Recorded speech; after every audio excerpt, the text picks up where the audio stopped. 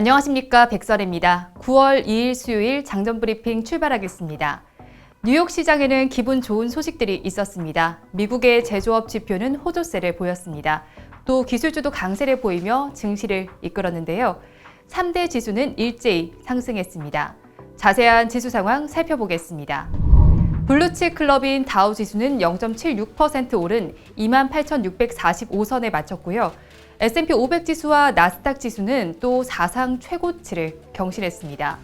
대형주 위주의 S&P 500 지수는 0.75% 오름세 보이며 3,526선에 장 마감했고요. 기술주 중심의 나스닥 지수는 1.39% 상승하며 11,939선에 종가 형성했습니다. 제조업 지표가 호조를 보였고 기술주도 강세를 보였습니다. 연준의 경기 부양 기대감도 지속되고 있는데요. 먼저 미국의 제조업 경기는 넉 달째 오름세를 이어갔습니다. 21개월 만에 최고 수준으로 회복했는데요. ISM이 발표한 8월 제조업 PMI는 56으로 시장의 예상치를 상회했습니다. 2018년 11월 이후 가장 높은 수치를 기록했는데요. 앞서 141개월간 미국 제조업 PMI는 확장세를 유지했습니다. 하지만 코로나19 사태로 4월부터 위축세로 돌아선 뒤 5월부터 확장세를 이어갔습니다.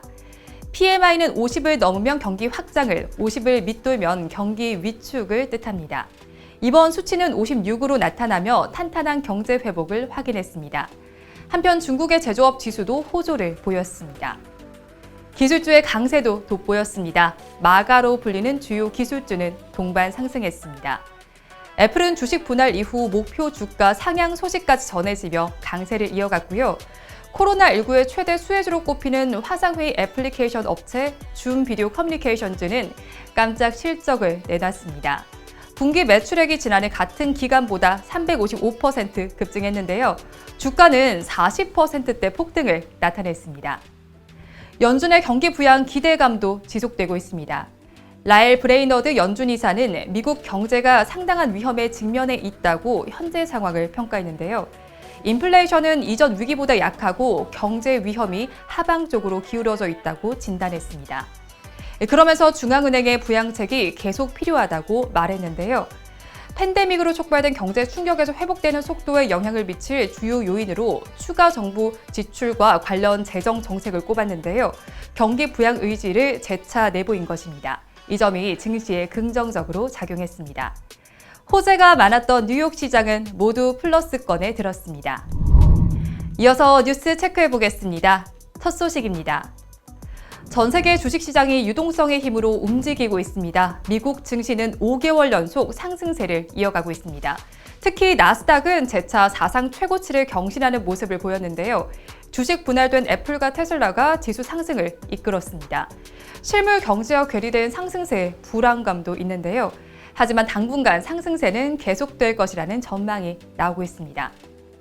이 테슬라가 이번엔 50억 달러의 유상증자를 시작하겠다고 밝혔습니다. 5대1 주식 분할로 가격을 낮춰 개인 투자자의 진입이 쉬워진 상황에서 유상증자를 통해 부채까지 줄이겠다는 계획입니다.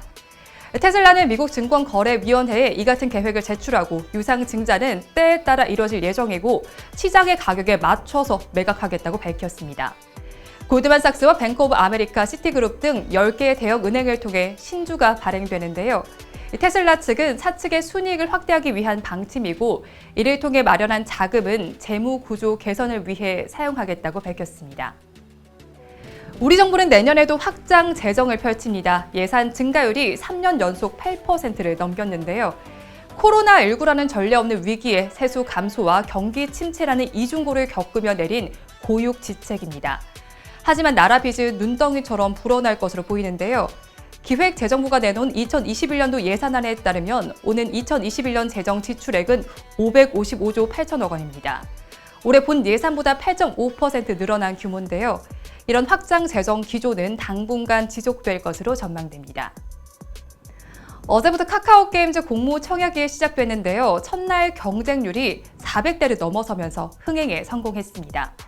장외 시장 대비 낮은 공모가가 형성되며 상장 후 주가가 상승할 것이라는 기대감이 반영된 것으로 풀이되는데요.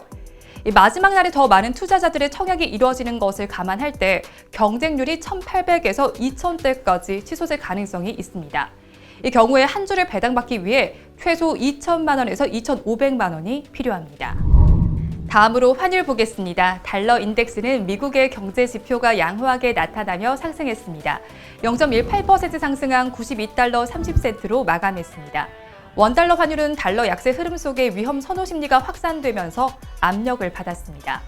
4원 80전 하락한 1,183원에 마쳤습니다. 역의 환율이 1,185원대로 마감한 점을 감안하면 오늘 환율은 1, 2원 정도 상승 출발할 것으로 예상됩니다. 끝으로 오늘 이슈앤 테마입니다. 약 1시간 전 8월 소비자 물가 동향이 발표됐습니다.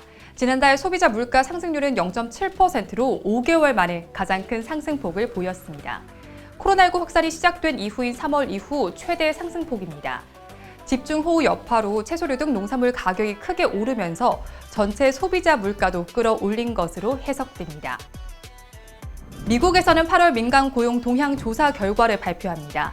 ADP 전미 고용 보고서는 비농업 부문의 고용 수치를 측정한 건데요. 이틀 뒤 미국 노동부에서 발표되는 고용 보고서에 대한 선행 지표입니다. 우리 시간으로 오후 9시 15분에 발표됩니다. 베이지북도 공개됩니다. 연간 8차례 발표되는 미국의 경제 동향 종합 보고서인데요. 12개 연방준비은행이 모든 경기 지표들을 조사하고 분석한 것을 하나로 모은 책입니다. 우리 시간으로 내일 오전 3시에 확인할 수 있습니다. 정오에는 2분기 예금 취급기간 산업별 대출금이 발표됩니다. 함께 확인해 보시기 바랍니다. 태풍 마이삭과 하이선 관련 예보도 있습니다. 태풍과 장마 그리고 폐기물 처리 테마도 눈여겨보시고요. 피해 없도록 단단히 대비하시기 바랍니다. 오늘 장 어떻게 흘러갈지 이어지는 방송으로 체크해 보시기 바랍니다. 함께해 주신 여러분 고맙습니다.